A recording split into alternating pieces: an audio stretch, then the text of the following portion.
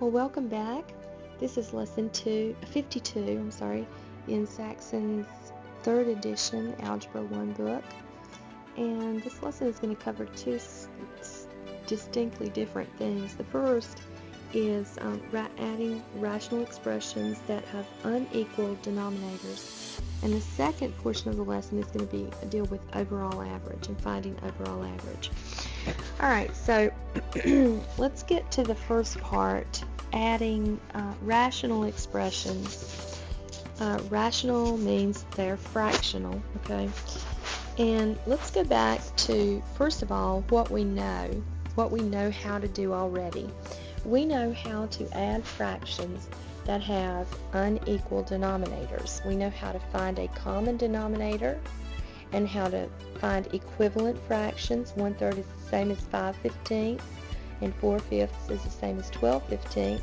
And then we know that we add the top numbers and keep the bottom the same. Alright, so what we're doing over here is the exact same step. The process is exactly the same. We have two different denominators. Even though this is an x and this has an x in it, there are two different terms. So the common denominator, remember when we found least common denominator, we had to go in and there was a process for that, and every single term has to be represented to its highest power. Alright, so we have to have the x and we have to have the x plus y. We're just going to put that in parentheses, okay? Alright, so we've got a over x plus b over x plus y. Let's take the same process. We've gotten our common denominator. Now, here we had to say 3 times what is 15. Here we have to say x times what is x times x plus y. I like to think of it as this in these. You can't do it with these with all numbers. But when you have variables, I like to put it this way. What do I have here that I don't have here? That's what I multiply by. Alright, I've got an x, but I don't have the x plus y. So I'm going to multiply this a times x plus y. So here I could either have a x plus y in parentheses, or I could do the distributive property. I'm going to show you both ways, okay, in this lesson. A x plus ay over x plus y. Now here, what do I have here that I'm missing here? An x. So I'm going to multiply b times x and I get bx. Then I'm going to add those two, this and this. There are no like terms, so I simply bring them down. Ax plus ay plus bx, all over our common denominator of x plus y. Alright, so we're just going to work some more problems out. I've done this one for you. I want to walk through it. 4x plus a over a plus b and c over x. Our common denominator has to represent everything, so x a plus b, x a plus b. What do I have here that I'm missing here? An x. So I'm going to multiply 4x times x, I get 4x squared, and a times x is ax. And here, what do I have here that I'm missing here? The a plus b. So I'm going to say c times a plus b would be ac plus bc. Then I'm just going to bring all of that together. I have no like terms, so I just line them up and put them over my denominator. Alright, here we've got 3 terms, but it doesn't matter. We do the same process.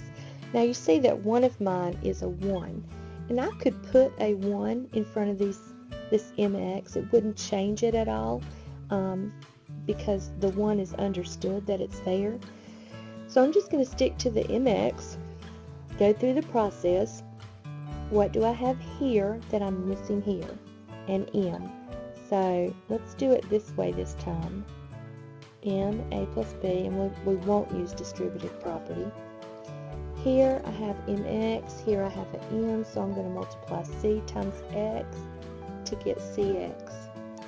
Here I'm going to have to multiply d by mx, and I get dmx. So I'm going to add all of that, m a plus b plus cx plus dmx, and all of that is over my denominator of mx. We're going to do the same thing here. I've got 1 and k and b plus c. So my denominator is k b plus c, or 1k b plus c. Alright, here I've got the bc but no k over here. So I'm going to multiply a times k to get ak. Here I'm going to have to multiply by everything because I have nothing but a 1 here. So I'm going to say k times x is kx, and I'm sorry, why did I put an m there? That should be an x, and kx, and then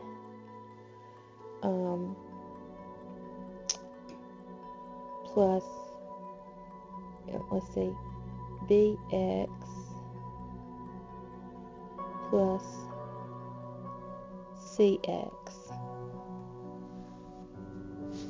I think I'm just going to put the b plus c here and not do the distributive over that. Alright, and then here I'm going to multiply d plus m times b plus c, and if I just put both of those in parentheses, that would be the easiest way to do this. And then my answer is going to be ak minus kx b plus c plus d plus m times b plus c, and all of that is over my common denominator k b plus c. Alright, now let's take on overall average. In overall average, you can't just average the averages to get an average, okay? You have to say there's a process. So let's say we have 100 numbers. We've got 90 and we've got 10. So all in all, we've got 100 numbers. The first 90 averaged 4, and the last 10 averaged 6. What is the overall average? Well, to find that, I'm going to have to get a total, an overall total. You have to kind of do the backwards thing. Alright, so I'll say 90 times 4 is 360.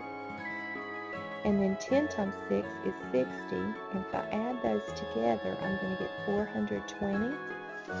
And if I divide 420 by 100, I'm going to get 4.2 as my overall average. Alright, so let's work a couple of practice problems here. Okay, so in this one, we've got my is going to be our common denominator, or 1 my. 1 doesn't change the value of anything. Alright, so here I have a y, but I'm missing an m. So I'm going to say xm or mx, it doesn't matter. Here I'm going to multiply by both m and y, so I'm going to have bmy. And here I'm only going to multiply by y, so I'm going to put y and c plus d in parentheses. Be careful to watch your signs when you bring your answer down. So my answer is xm minus bmy plus y times c plus d, all over our denominator of my. Alright, now in this one, it represents c as a whole number, so I'm going to make that a fraction, c over 1. My common denominator will be 1b a plus b. And I know I don't have to put the 1, it's assumed that it's there. It doesn't change the value of anything. Alright, so here I have a plus b over here, but I'm missing this b, so I'll multiply 5b times b would be 5b squared and plus bc, because b times c. Alright, here I've got the b, but I don't have the a plus b. So I'm just going to put x and then a plus b in parentheses. Alright, and then here I've got only one, so I have to multiply the whole thing. So I've got c, b,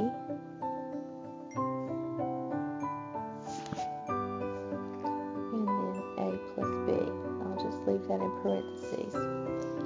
So let's go ahead and add all of that up, remembering to watch this sign right here and this one right here. So 5b squared plus bc minus x, a plus b, plus cb, a plus b, all over a common denominator of b, a plus b. Alright, last one. The average of the first 5 weights was 10 pounds. So I'm going to say 5 times 10. The average of the next 10 weights was 25 pounds. So I'm going to say 10 times 25 pounds. I'm going to do that math. And then I'm going to add for a total of 300. Now I'm going to say how many weights were there? There were 5 plus 10, so there are 15 weights.